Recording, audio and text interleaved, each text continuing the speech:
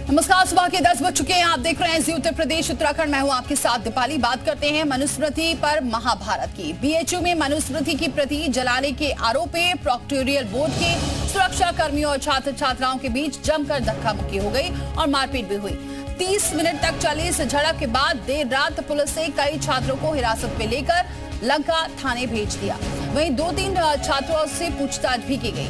दरअसल बुधवार की रात कला संकाय चौराहे के पास भगत सिंह छात्र मोर्चा के सदस्य मनुस्मृति दहन दिवस मनाने पहुंचे थे। इस मामले की सूचना पाकर सुरक्षा गार्ड भी सक्रिय थे। यहां छात्रों ने जैसे ही मनुस्मृति की प्रति में आग लगाई, वैसे ही सुरक्षा गार्डों ने उन्हें रोक दिया। तभी छात्राओं और महिला सुरक्षा कर्मियों के बीच जमकर मारपीट और धक्का मुक्की हो गई।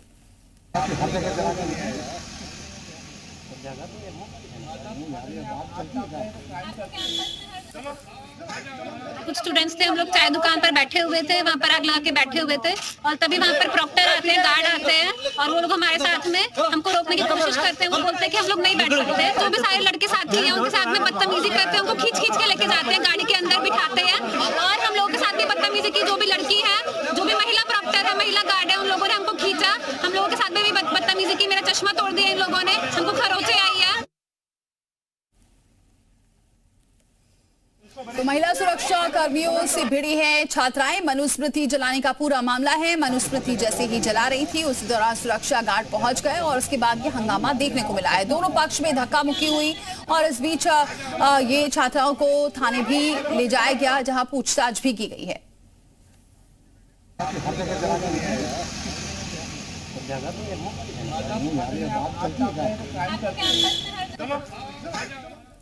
और चलिए, हमारे साथ मेहमान जुड़ चुके हैं, चिंतक हैं, दलित चिंतक डॉक्टर एस.के. गौतम भी जुड़ेंगे। इसके अलावा हमारे साथ दलित चिंतक प्रोफेसर कालीचरण जी सिंह जी जुड़ चुके हैं। बहुत स्वागत है कालीचरण जी। धन्यवाद सर, ये बताइए कि क्या वजह है जो हमेशा ही मनुस्मृति पर कुछ ना कुछ दिनों बाद इस तरीके से विवाद शुरू हो जाता है और उसे जलाने की कोशिश होती है?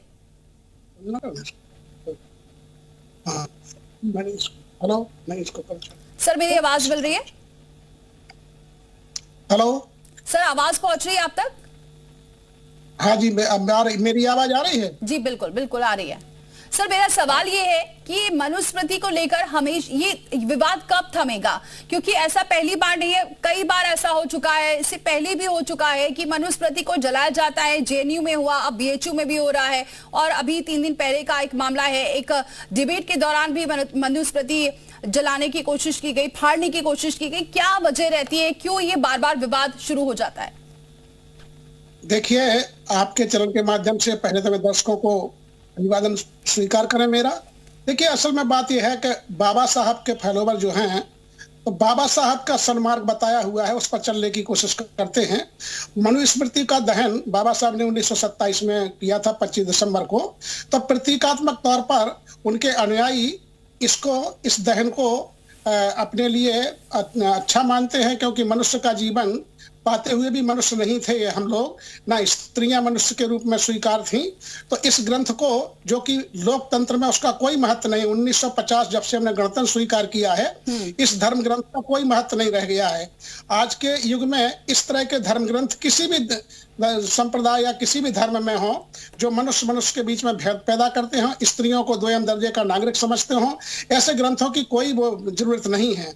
तो जलाए या ना जलाएं, लेकिन उनको इस तरह से मतलब हमें ना, तो क्योंकि हम देखते हैं गीता का महिमा मंडन, तुलसी की रामचरितमानस का महिमा मंडन, इस तरह के धर्म ग्रंथ जहां स्त्रियों को, शूद्रों को तथा दलितों को नीच कहा गया है, मनुष्य नहीं समझा गया है, अस्पृश्य समझा गया है, तो स्वाभाविक रूप में ऐसा आक्रोश व्यक्त करेंगे अपना। और एक तरह से वो आक्रोश व्यक्त है। और मैं तो कहूंगा कि देखिए, माननीय योगी जी और जो पूरी भाजपा है इस समय अमित शाह जी के बचाव में आई है और कह रही है कि बाबा साहब के असली फॉलोवर हम हैं। तो फॉलोवर का तो मतलब ये होता है कि बाबा साहब का जो सन्मार्ग बताया हुआ है उस पर चलें। तो बुद्धिस्ट, तो सबसे बड़ी बात तो यह है कि पहले भाई बुद्ध धर्म को स्वीकार करें, क्योंकि बाबा साहब ने स्वीकार किया था। यदि आप बाबा साहब के सच्चे अनुयायी बनना चाहते हैं, बाबा साहब ने मनुस्मृति का दहन किया, उस पुस्तक से अपने आप को अलग रखें, किसी तरह से उसका कहीं उल्लेख ना करें। तो ये जरूरी हो जाता है। तो स्वाभाविक रूप में उनके जैसे कि सावरकर के अनुयायी, यहाँ संविधान के प्रति तो सभी नेता उसका सम्मान करते हैं, लेकिन अगर जहाँ मनुस्मृति की बात आ रही है, यहाँ तो एक साथ विकसित शिक्षित करने की बात हो जाती है। तो इसमें कहाँ ये बात सामने आ गई? अगर कोई धर्म विशेष की बात की जा रही है, जैसा कि आप महाभारत भगवत गीता को कह रहे हैं, इससे तो समाज शिक्षित हो रहा है ना। इसकी स्मृति मनुस्मृति फाड़ने का तो कोई समझ ही नहीं आता। बाबा साहब अम्बेडकर को मानने वाले, इसका मतलब ये तो नहीं है कि उनके विचारों को माना जा रहा है। आज आपको डिबेट में जो मौका मिला है वो मनुस्मृति ने नहीं दिया। उसके अनुसार तो आपको घूंघट में, पर्दे में रहना चाहिए था। आपकी आवाज आपके आंगन में नहीं आनी चाहिए। किसी भी ग्रंथ में ऐसा नहीं है। खैर, राजूदास जी हमारे साथ जुड़ चुके हैं, हनुमानगढ़ी के संत हैं महंत राजूदास जी। महंत राजूदास जी, आपका क्या बयान है? ये तो सीधे तौर पर कह रहे हैं कि मनुस्मृति में महिलाओं को क्या कुछ कहा गया है, जो आपने सुना भी होगा बयान। अब आप इस पर अपनी राय रखिए। दुर्भाग्य है कि सनातन संस्कृति हिंदू हैं, तभी ये ऐसे शब्दों का प्रयोग कर पा रहे हैं सनातन पर। अगर कहीं गलती से भी इन्होंने इस्लाम कुरान की प्रति छुई होती तो ये आज बोलने लायक नहीं होते, इनकी गला कट गया होता और ये बम से चितरे हो गए होते हैं। इस्लाम की कुरीति, इस्लामिक जिहाद, इस्लामिक आतंकवाद, इस्लामिक खतना, इस्लामिक तलाक पर टीका टिप्पणी ये कर सकते थे। इस्लाम में, कुरान में सीधे लिखा है बुत पूजक काफिर होते हैं। इस्लाम में 5 बार लाउड स्पीकर लगाकर कहा जाता है कि बुद्ध चूतिया है, बुद्ध बेवकूफ है। ठीक है, ऐसे शब्दों का प्रयोग नहीं होगा राजूदास जी, ऐसे शब्दों का कोई प्रयोग नहीं होगा। यहाँ पर बात ये हो रही कि मनुस्मृति पर महाभारत जो चढ़ी है, इस पर बात हो रही है, लेकिन शब्दों का ध्यान रखें।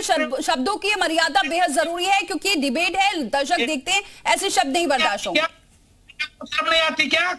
आपको लाज नहीं आती? उन्होंने क्या प्रयोग किया कि रामचरितमानस में प्रतिग्रंथ है, जलाना चाहिए। गीता में उसका मैंने विरोध किया है राजूदास जी, मैंने उसका विरोध किया है। मैंने ये नहीं कहा, मैंने उनसे ये इस बात पे आपत्ति जाहिर की है, लेकिन ये जो शब्द आप यूज करें इसका भी नहीं।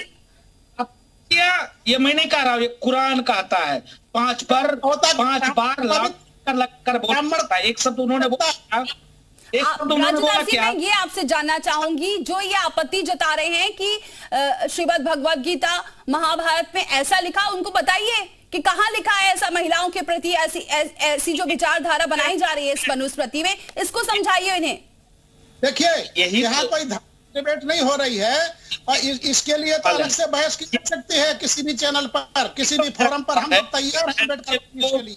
ऐसे लोग समाज को बांटने की साजिश करते हैं, ऐसे लोग समाज में जहर घोलते हैं, ऐसे लोग समाज में द्वेष घोलते हैं। आज देश संविधान से चल रहा है, ना तो गीता से चल रहा है, ना तो रामायण से चल रहा है, ना तो मनुस्मृति से चल रहा है। तब ऐसे बकवास क्यों, ऐसे डिबेट क्यों? ठीक है, जवाब देंगे हमारे साथ, क्योंकि जुड़े हुए हैं, और डॉक्टर एसके गौतम जी जो चिंतक है, दलित चिंतक। डॉक्टर एसके गौतम जी, बहुत स्वागत है। गौतम जी, आप अपनी राय रखिए। मैं तो आपके चैनल के माध्यम से इन सारे लोगों को एक ही बात पूछना चाहता हूं कि भाई, मनुस्मृति तो एक दर्पण है समाज का, जो भी देखना चाहे वो देखो। उसमें कहीं भी नहीं लिखा है कि नारी का सम्मान नहीं होना चाहिए। नारी के सम्मान की ही तो बात उसने किया है मनुस्मृति में। और आप देखें कि पूरी विश्व की तीनों शक्तियां, दुर्गा, लक्ष्मी, सरस्वती, ये तीनों नारी के रूप में हैं। इन मूर्खों को कौन बात बताए? ये इस तरह का विवाद छोड़ करके जब कोई इनको मौका नहीं मिला विरोध करने का, तो कभी बाबा अम्बेडकर को लेकर के, कभी मनुस्मृति को लेकर के बिना मतलब का बवाल खड़ा किया जा रहा है। सारे विपक्षी एक तरफ हैं और भाजपा एक तरफ है। आप मोदी शाह की बात कर रही हैं, बिना मतलब की बातें उठाई जा रही हैं। कहीं भी किसी प्रकार की मनुस्मृति में किसी को ध्येय नहीं देखा गया है। आप इस बात को ध्यान दें कि मनुस्मृति में 4 वर्णों की बात आती है, उसमें कहां विरोध की बात? सभी को समान दृष्टिकोण से देखा गया। बताया गया कि एक राजा के 4 पुत्र थे, जिनको जो अच्छा लगा उस वर्ण को अपना लिया। ऐसी सुंदर वैज्ञानिक तो लेकिन गौतम जी, ये क्या वजह रहती है बार बार जब भी कोई मुद्दा नहीं मिलता तो मनुस्मृति को फाड़ने की कोशिश होने लगती है? और हमारे साथ जो कालीचरण जी, प्रोफेसर जी जो हैं, वो ये कह रहे हैं कि बाबा अम्बेडकर ने फाड़ी थी, तो अब उसी को लेकर लोग भी अब फाड़ते नजर आते हैं, कोई जलाते हुआ नजर आता है एक प्रतीकात्मक रूप से। जो मनुस्मृति को फाड़ा था, आप इन लोगों बताइए। का अविवेक है, ये इनका बिल्कुल अविवेक है, और ये अंबेडकर जी को बदनाम करने की भी एक योजना समझिए। ऐसे महान पुरुष, ऐसे विराट पुरुष, उसके ऊपर ये रुमाल से ढकना चाहेंगे उसके व्यक्तित्व को, ये उनको बदनाम कर रहे हैं। अंबेडकर जी ने ऐसा कुछ नहीं किया। ये सब सारी गलत बातें हैं। कालीचरण जी बोल रहे हैं, हाँ बोलिए सर।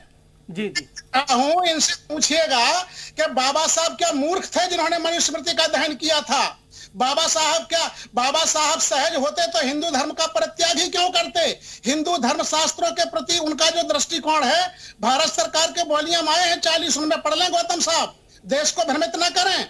बाबा साहब को यदि हिंदू धर्म प्रिय होता, वर्ण व्यवस्था प्रिय होती, जाति व्यवस्था प्रिय होती, तो हिंदू धर्म से निकलते ही क्यों?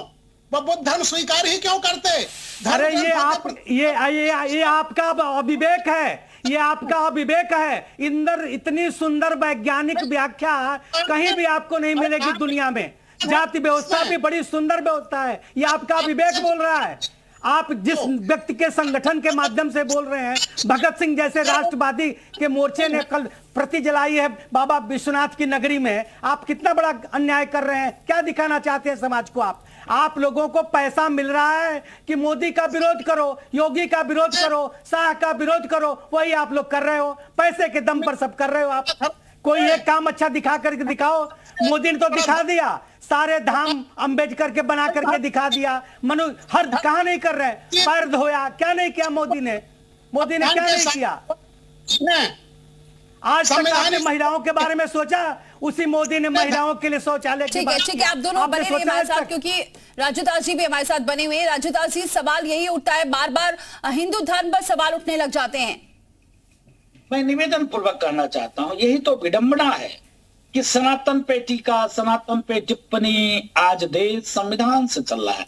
कहीं पर मनुस्मृति में किसी के बारे में कुछ नहीं लिखा है, रामचरितमानस में किसी के बारे में कुछ नहीं लिखा है। अभी जो बोल रहे थे बाबा साहब भीमराव अंबेडकर जी के नाम को बदनाम करने वाले ये विचारक, उन्होंने संविधान को मूल प्रति को छुआ ही नहीं, पढ़ा नहीं।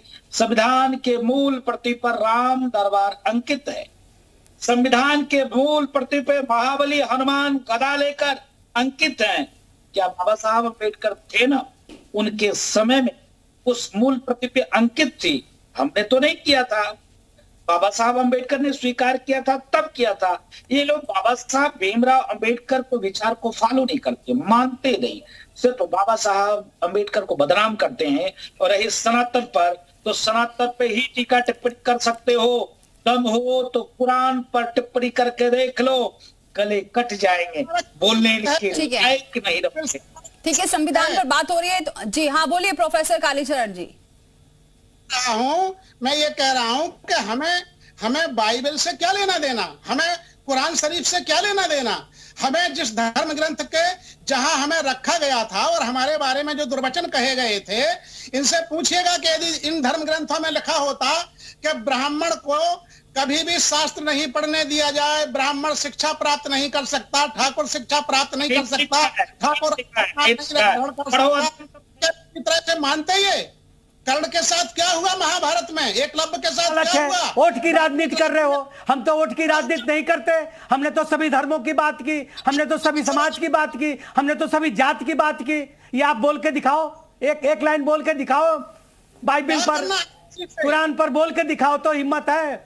बोल ही नहीं सकते आप, बोल ही नहीं सकते, क्योंकि हिंदू सहिष्णु है, इसलिए हिंदुओं पर कुछ भी बोल सकते हो आप।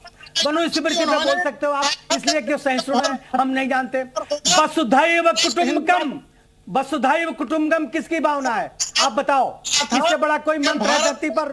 वसुधैव कुटुंबकम। एक एक करके बोलिए, सर्वे भवन्तु सुखिनः, सर्वे भवन्तु सुखिनः है किसी में दम है, किसी ग्रंथ में सर्वे भवन्तु सुखिनः वसुधैव कुटुंबकम। ये है हमारा, ये हमारी मनुस्मृति है, ये हमारा हिंदू समाज है, ये सनातन संस्कृति है। एक मिनट गौतम बोल के तो देखिए, एक बार एक लाइन बोल के दिखाइए। केवल आप इस्लाम के खिलाफ जो औरतों के प्रति घृणित विचार है, हलाला क्या है? देखिए यहाँ किसी के धर्म की बात नहीं हो रही है, धर्म को इतना ज्यादा ठीक है। यहाँ ये जो अब राजूदास जी हमसे बातचीत नहीं हो पा रही है उनसे, लेकिन आपको बताएं कि फिलहाल ये बहस जो हो रही है, ठीक है गौतम जी, लेकिन अब धर्म के ऊपर इतना ज्यादा अगर हर किसी धर्म के ऊपर बोलेंगे तो फिर ठीक नहीं होगा। कालीचरण जी, नहीं ये बात तो नहीं है। संविधान पर बात हो रही है ना, अभी राजू दास जी ने बोला कि उसमें इंकित है, हनुमान जी इंकित है, श्री राम इंकित है, वो उसको क्या कहेंगे? और हिंदू धर्म में तो नारी को सबसे पहला दर्जा दिया जाता है और नारी को ही सती होने के लिए मजबूर किया गया। किसी ने सती होने के मजबूर किया गया। नारी को कहा गया विवेक बोल रहा है साहब, पति है तो स्वीकार करो। ना ये आपका विवेक बोला गया। हमारे यहाँ तो हर कार्य बिना नारी के पूजा ही नहीं होती। हमारे यहाँ तो नारी के बिना कोई कार्य पूरा ही नहीं होता। ठीक है, सीताराम की जोड़ी। एक मिनट राजू दास जी कुछ कह रहे हैं। हाँ बोलिए राजू दास जी।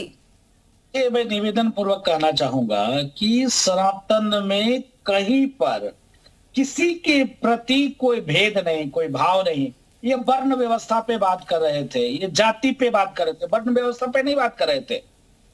जिस प्रकार से सृष्टि की संरचना हुई, संरचना के बाद हमारे यहाँ कर्म के हिसाब से वर्ण तय होता। रावण कौन था? त्रिकालदर्शी पंडित था, गुण से राक्षस था, राक्षस हो गया। आज कोई पूजा होती है क्या? नहीं। सम्मान होता है क्या? नहीं। तो ये जिस प्रकार से भ्रांति फैलाकर लोगों को बांटने की साजिश, रामायण गलत, महाभारत गलत, गीता गलत, मनुस्मृति गलत। अरे भाई ये देश संविधान से चल रहा है। संवैधानिक बात आप कर कहा रहे हो? संविधान से आप चल कहा रहे हो? मैंने पूछा, एक भी उन्होंने सवाल जवाब नहीं दिया। क्या रामचरितमानस में राम दरबार अंकित है संविधान में? ठीक है, हाँ पूछते हैं, जवाब लेते हैं। प्रोफेसर कालीचरण जी इसका जवाब दीजिए। देखिए, संविधान सभा में तमाम मेंबरान थे। बाबा साहब का यदि पूरी तरह से जोर चलता तो संविधान का जो स्वरूप है उससे और बेहतर स्वरूप होता। ये मान लीजिए बाबा साहब थे, बाबा साहब जो भी दिलीप मंडल कहाँ गए थे? पाकिस्तान गए थे ना, फिर भाग कहना पड़ा हिंदुस्तान। आपको पता है, आपको मालूम है, जानकारी है। सनातन सिखाता धर्म की जय हो, अधर्म का नाश हो, प्राणियों में सद्भाव हो, विश्व का कल्याण हो, वसुदेव कुटुंबकम के भाव से कार्य करते और काम करते, सत्यम शिवम सुंदरम।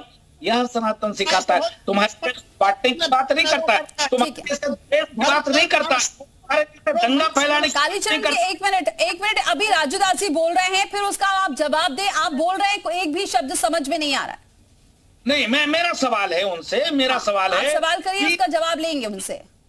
मैं यही तो पूछ रहा हूँ, उनसे पूछना आप, वो जवाब उनको देना पड़ेगा।